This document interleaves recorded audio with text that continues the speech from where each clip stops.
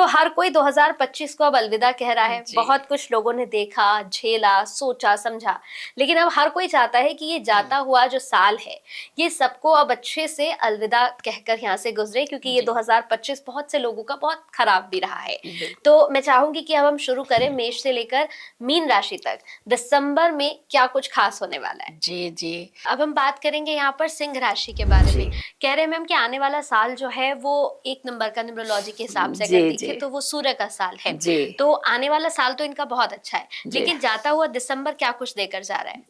देखिए ऐसा है, हमेशा अच्छा सोचना चाहिए पहले। तो बहुत अच्छी बात है, तो खुश हो गए सारे सिंह राशि वाले। हाँ बिल्कुल, अगर सूर्य का साल है, अगर कोई चीज आपको मिल रही है, अगर मान लीजिए मेरे मनपसंद की खाने की चीज मुझे मिल जाती है, फॉर एग्जाम्पल जब पहनने की चीज, तो मैं कैसे संभालती हूँ?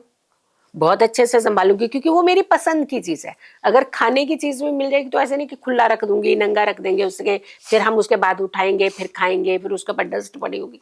हम बहुत संभालते हैं।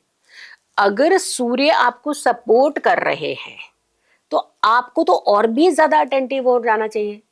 आपने उसे बहुत, उसकी एनर्जी को कंट्रोल करके रखना चाहिए। आपको सूर्य को जल जरूर देना चाहिए। बहुत जल्दी आपकी इनहेंसमेंट होगी, बहुत जल्दी आपका धन बढ़ेगा, बहुत जल्दी आपकी करियर में ग्रोथ होगी, बहुत जल्दी आपके बिजनेस की ग्रोथ होगी। तो यानी कुल मिलाकर के ये आपको फायदा देगा। लेकिन राहु हो, शनि हो, गुरु हो, उसके इम्पैक्ट से भी तो बचना पड़ेगा ना। शनि तो मार्गी हो रहे हैं, ये इनके पुत्र की राशि है। और अगर हम गुरु की बात करते हैं, जुपिटर जो धन और ज्ञान के और जो आपके इनहेंसमेंट के कारक है, उन्हें तो इग्नोर नहीं कर सकते ना, क्योंकि आपकी 12वें भाव में इनका रिएक्शन बहुत रहने वाला है 2026 में। आपको संभलना है, अपने रुतबे को संभाल करके रखना है। मिलेगा उच्च पद, लेकिन कई बार जब कुर्सी मिलती है ना तो दिमाग जो है चक्कर आने लगता है कुछ लोगों का। कुर्सी है आज आपकी, कल किसी और की। तो हम अगर दिमाग चकरा करके बैठेंगे तो जब हम कुर्सी नहीं रही फिर क्या होगा?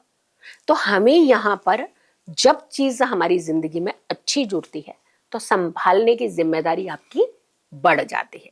जब आपको इज्जत ज्यादा दी जाती है तो उसको संभालने की जिम्मेदारी आपकी बढ़ जाती है। तो यहाँ पर आपको थोड़ा सा, एक तो सूर्य की आराधना करते रहना चाहिए।